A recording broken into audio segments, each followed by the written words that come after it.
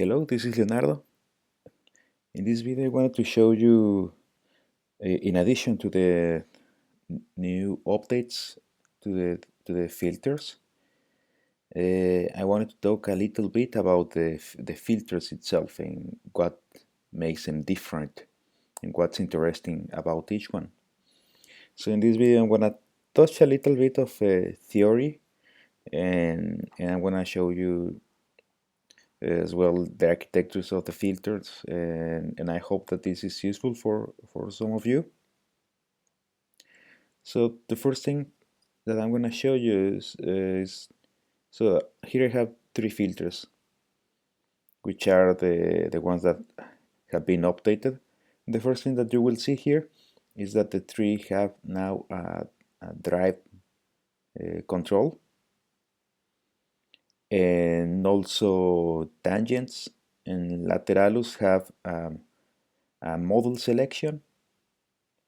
These models are because while I'm developing these filters or these models, I create many variations of them.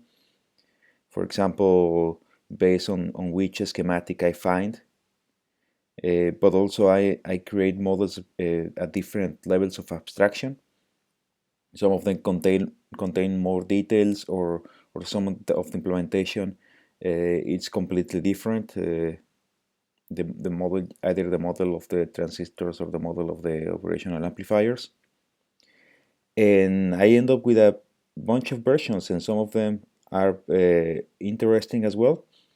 And what I did at the beginning with tangents and with lateralus, it was that I just picked the model that was more compact, so it was the simplest model that sound good, and that's what I implemented.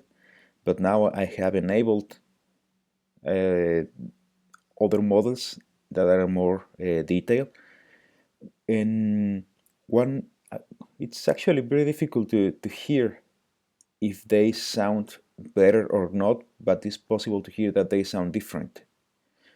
So uh, after this update, you will be able of picking one, and I actually the default model is the one that was already implemented, and the others are the variations. And I didn't put any specific names because I don't think it makes a difference if how they are named. I just put like initials of whatever I was modeling. So the names do not really mean anything. Okay, so let's start. Lateralus, it's a diode ladder filter, and if we check, for example, let's check modular grid. So if we just take a look at the filters, we will see many of them. Let me search ladder.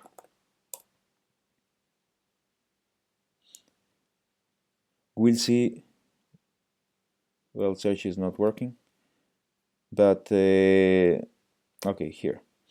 So what I wanted to show you is that there are many modules that are based on the same ladder filter, which is in fact the one that the Moog synthesizers use. And yeah, so all of these filters are basically the same architecture. Maybe they make their own tweaks, their own versions, but the architecture is the same. So the core of the filter is gonna sound very similar. And on the other side, we have a tangent, which is a Steiner-Parker filter. Uh, Actually, let me show you. I have the diagram here. This is the ladder filter. Here we have one diagram. And the characteristic of this filter is that it has this, like, well, that's why it's actually called a ladder, because there are different stages of filtering. And there can be diodes here, or in this case, transistors. The Steiner-Parker is, the architecture is, it's slightly different. Like Steiner-Parker is actually based on this Sallen key topology. We can find an article here. So it's basically this schematic in which by varying these two resistors we can vary what's the cut frequency.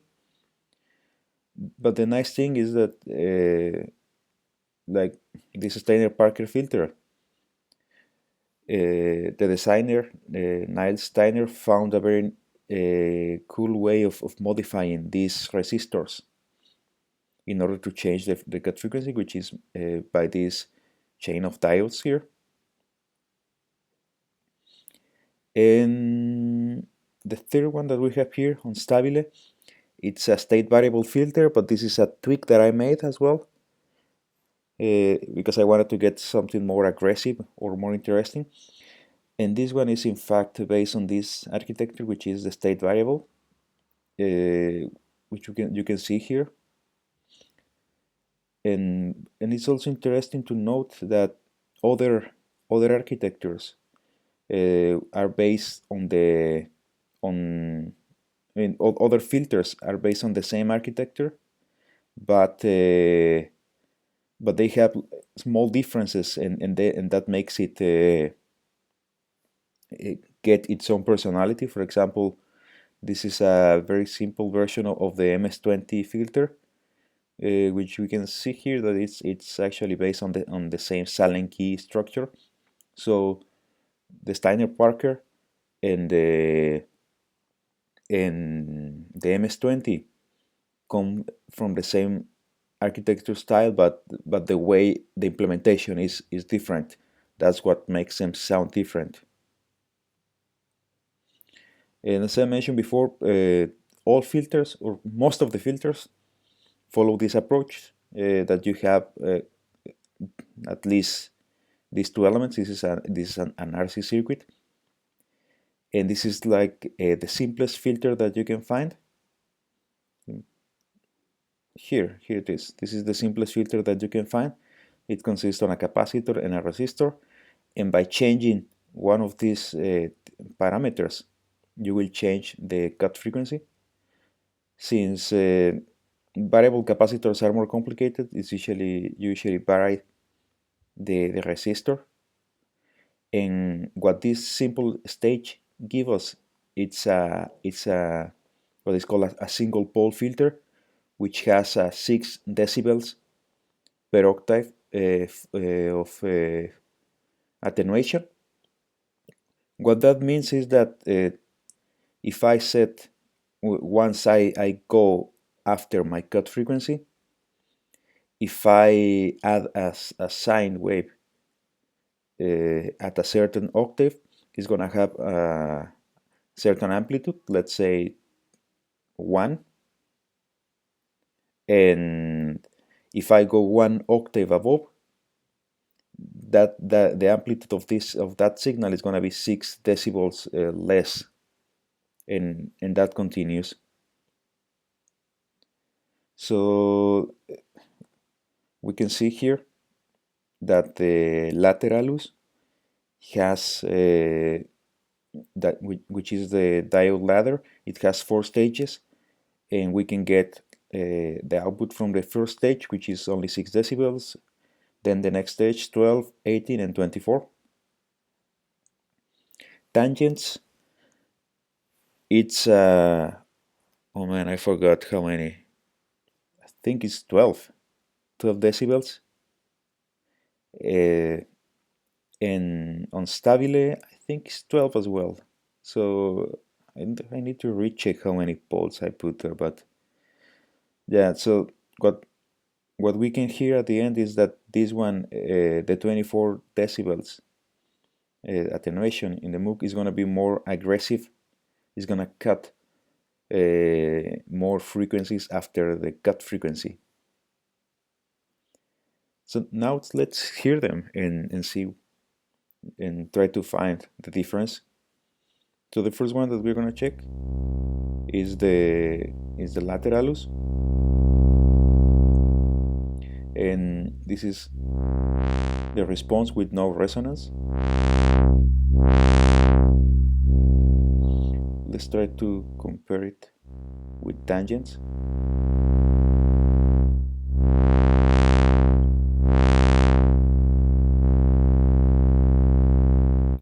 And now with unstabile.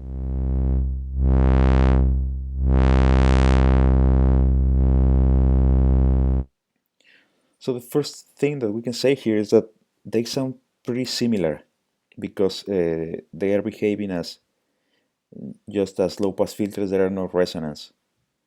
But when it starts getting interesting and they show their personality is when we move the resonance or when we change the drive of the filter. So let me show you.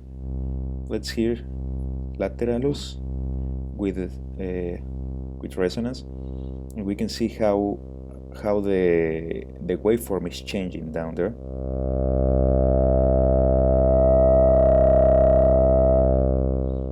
Now let's make a filter swept with, and that's very characteristic sound. If I change the resonance in tangents, we can see as well in the shapes that the resonance tends to be different, and also in unstabile. And now the filter sweeps are gonna sound more different. That was lateralus, tangents.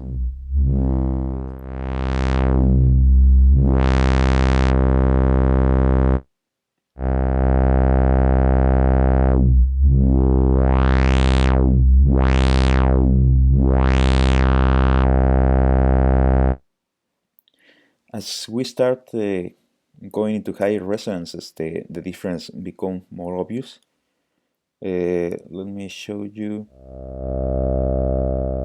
lateralus with a very high resonance.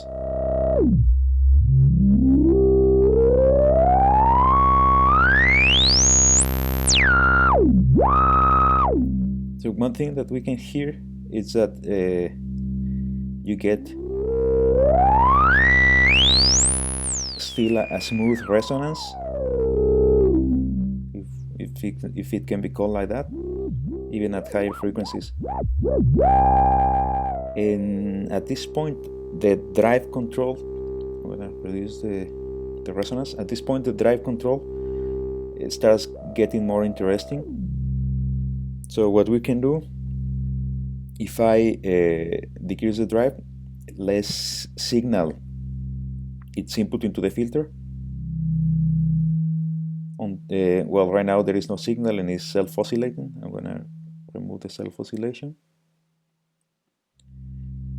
So what we're gonna hear is that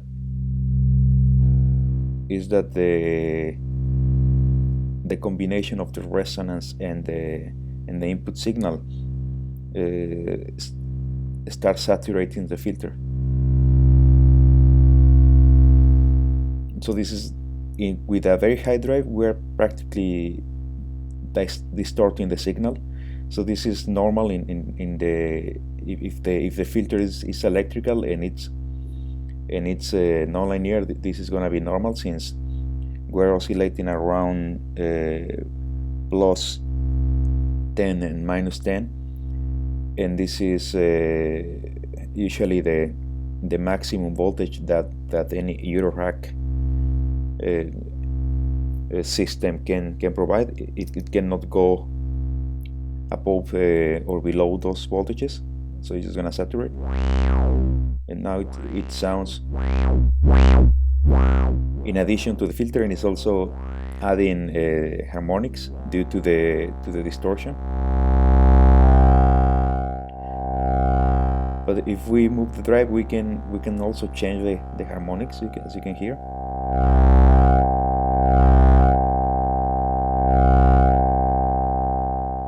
Let me increase the resonance, and I'm gonna increase the drive.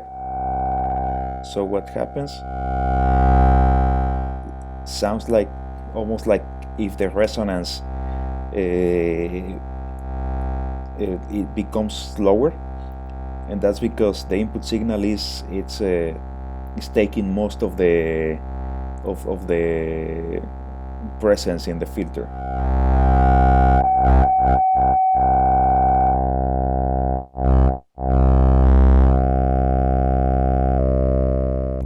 Now let's go to tangents. Well, before going to tangents, I'm going to show you the second model, which is at these settings it sounds very similar, but when we start changing the resonance, it sounds different. It's a little bit more aggressive. Let me show. This is. Let me lower the resonance.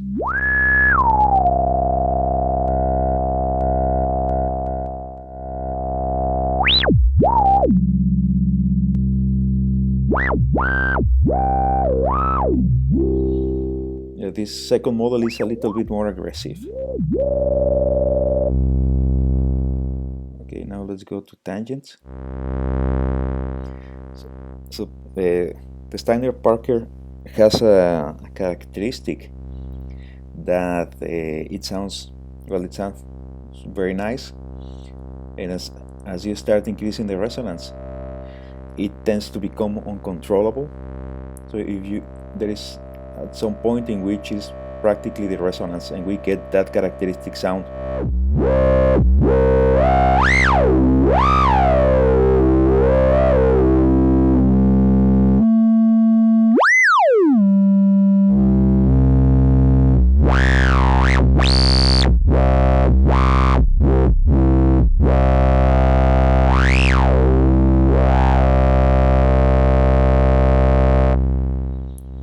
Oh, and I forgot to mention that, of course, Lateralus, you can. We were testing the most aggressive setting. If we go to, let's say, 12 decibels, we are going to get a different response.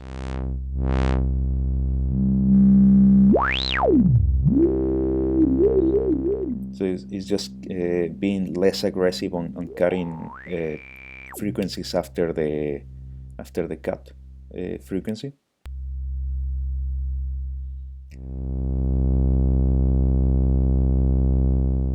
And yeah, all the difference that we can see here is that Lateralus has one input and 4 outputs, but Tangents has 3 inputs and 1 output, so we can decide what kind of filter we want depending on which on where we put the input signal. And one interesting thing is that you can add 2 signals at the same time, and both are like affected separately. So this signal goes into the bandpass and the other is into the low pass.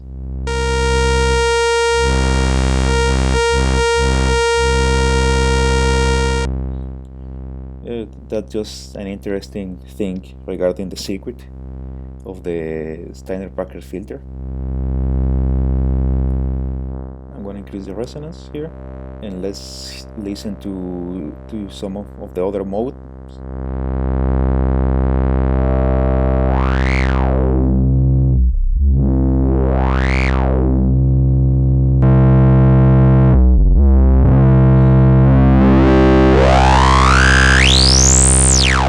This third mode is super aggressive.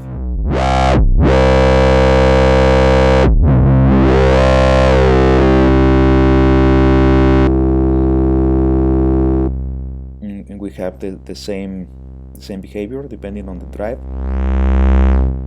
The filter will saturate.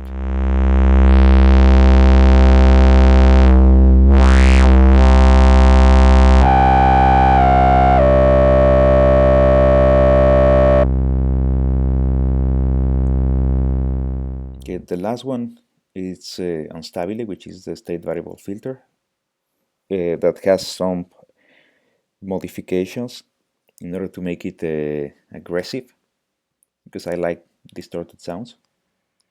Let's listen to it. Let's start increasing the resonance. It's still not very obvious what's happening. Let's increase it a little bit more.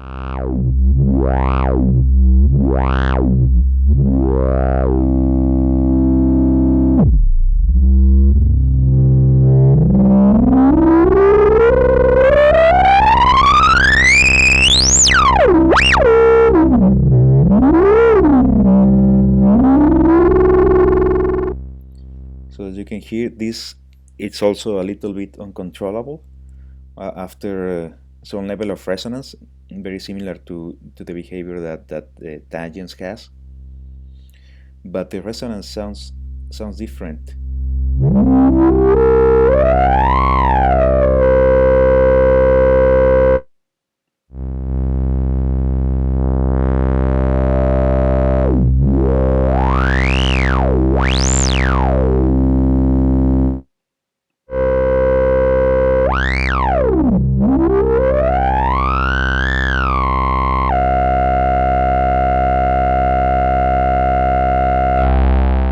And it has the same behavior. We can affect it with the drive. So one typical problem that these filters have had before, it was that if you, let's say, you want to combine multiple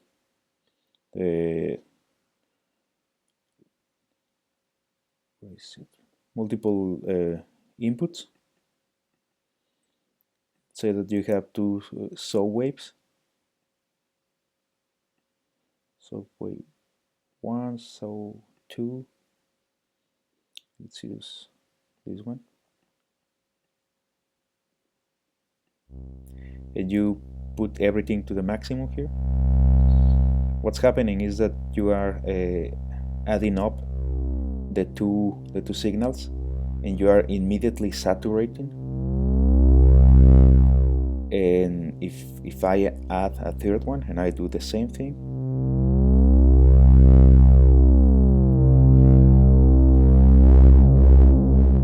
so this is saturating, and you get a distorted sound. And this may not be what you want, but this one doesn't happen on stabile, because that's a linear filter. It doesn't saturate. But now you can just reduce the drive and control it a bit in order to get a signal which doesn't saturate.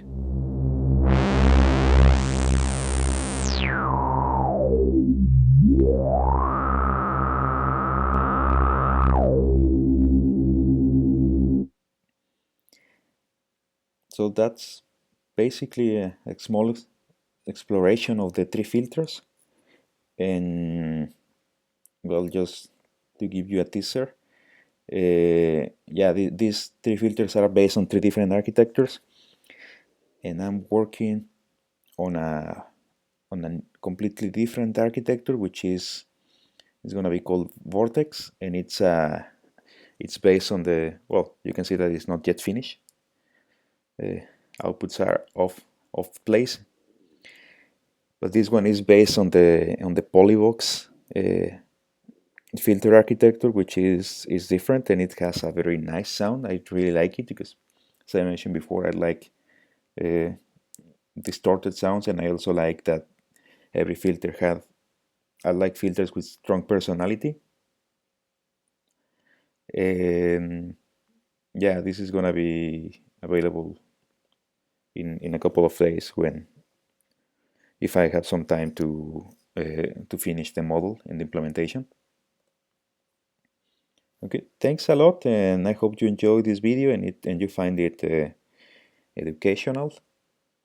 And if you want to keep receiving updates, just subscribe to the channel. And also remember that I do all these filters and all my modules for free, but they actually cost me money. It costs me money to do them, and especially time. And if you want to contribute to the development, you can place a donation for the modules, and you will find the link for the donation in the Vult modules page if you go to the download section. there is a link there. And that's it. Hope you enjoyed and see you next time.